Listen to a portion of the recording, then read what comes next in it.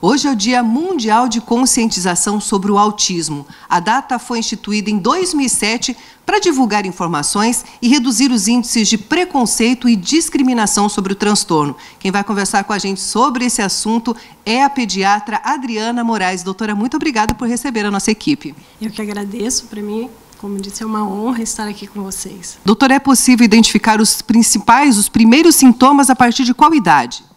Olha, normalmente a gente consegue identificar com mais segurança a partir de 1 ano e meio, né? A gente precisa ter um momento em que a criança já tem algumas habilidades desenvolvidas para que a gente possa perceber se existe realmente algum atraso, se existe alguma alteração comportamental. Em alguns casos, quando a gente tem casos mais graves, a gente consegue às vezes observar algumas características já desde bebê muito pequeno, né? Um bebê mais choroso, um bebê que não gosta de colo, um bebê que estranha muito as pessoas e que tem um apego extremo com a mãe, mas com certeza, com segurança, a partir de 1 ano e meio é que a gente começa a ter mais critérios, né, para fazer esse diagnóstico.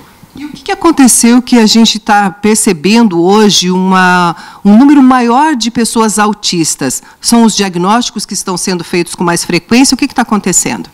Olha, desde 2013 a gente teve uma mudança nos critérios diagnósticos, né, a partir do DSM-5, que é o nosso manual realmente, onde a gente tem os critérios para fazer diagnóstico das doenças de saúde mental.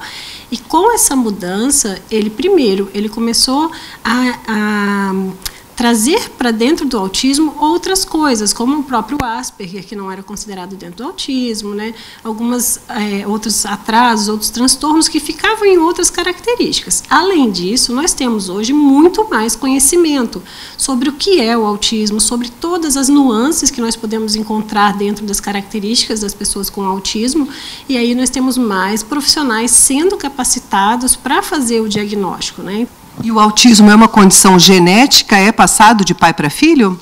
O autismo ele tem um fator genético e ele tem uma alta herdabilidade. O que é isso? Eu posso ter numa família uma pessoa que é a primeira a desenvolver, né, que ele teve uma mutação de novo. Então, ninguém para trás tinha essa mutação genética, mas o mais comum é que a gente já tenha outras pessoas com a carga genética. Não obrigatoriamente vai ser ter pessoas com diagnóstico ou com características.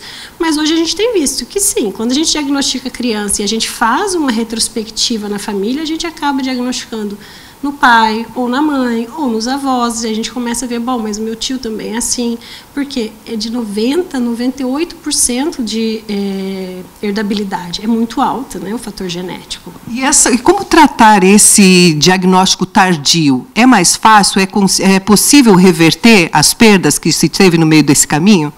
Quando a gente pensa no diagnóstico tardio, normalmente a gente está falando dos níveis 1, às vezes nível 2 de suporte, mas a maior parte o nível 1, que são pessoas que conseguiram, de alguma maneira, encontrar uma funcionalidade. Não quer dizer que elas não tenham dificuldades, né? Porque se não tivesse dificuldade, não teriam diagnóstico.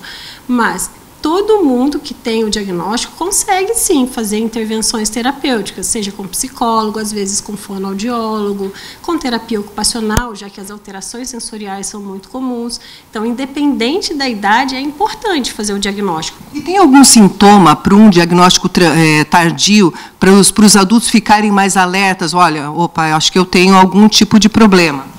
Olha, normalmente são as dificuldades de comunicação, e aí, diferente da criança que todo mundo pensa no atraso na fala, o adulto normalmente vai ser aquela pessoa que estar em contato com as demais pessoas, conversar com as outras pessoas, tem um peso, né? Não é aquela coisa leve, eu estou num churrasco e eu consigo conversar com todo mundo. Não, eu estou aqui, mas será que é que eu falo? Que hora que eu falo? É para eu falar agora?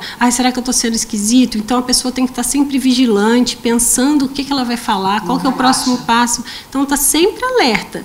A senhora falou agora de criança pirracenta. Como os pais podem separar a birra de uma crise?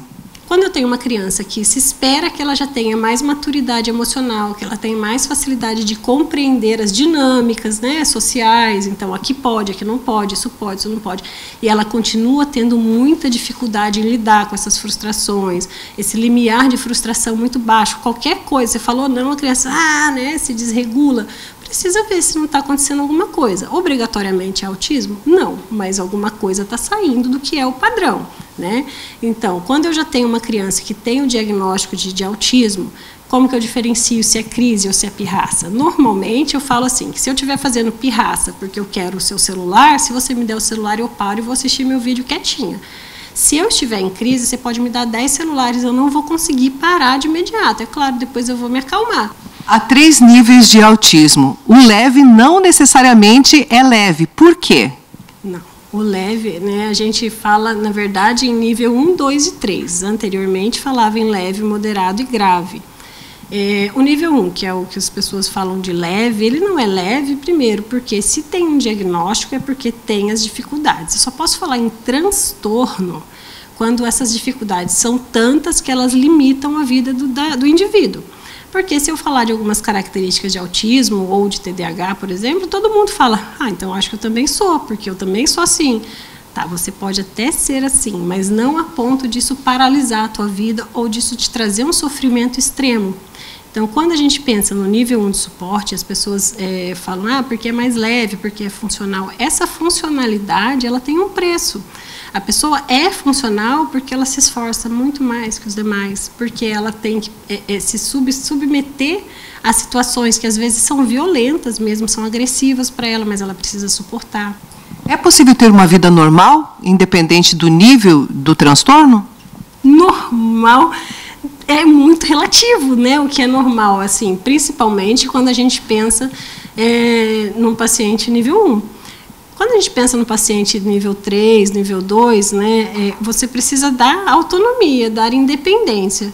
Agora, o que é normal está muito moldado no padrão da maioria das pessoas, né? Então, por exemplo, para uma pessoa autista, de repente, qualidade de vida não é ter uma casona, um carro importado. É ela poder ficar quieta na casa dela, ela poder assistir uma série. E aí as pessoas acham isso errado. Né? Então, é normal para ela, talvez não seja normal para os demais. Então, mas pode sim ter funcionalidade, trabalhar, fazer faculdade, se casar, ter filhos. Sim, com certeza. Doutora, e a medicação, ela traz uma qualidade de vida melhor para o autista? Até mesmo para a família, né? Então, o autismo em si nós não tratamos com medicamento, né? O autismo ele é um transtorno comportamental. Nós tratamos, né, nós ajustamos comportamento com terapias, mas existem comorbidades que precisam ser tratadas com medicamento, então o TDAH, a depressão, a ansiedade.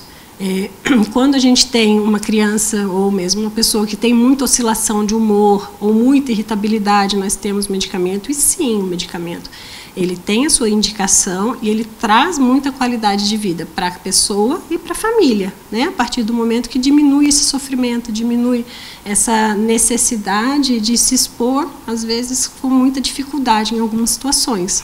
Hoje, no dia de conscientização sobre o autismo, essa data ela está conseguindo atingir o objetivo de reduzir preconceito, de reduzir a discriminação?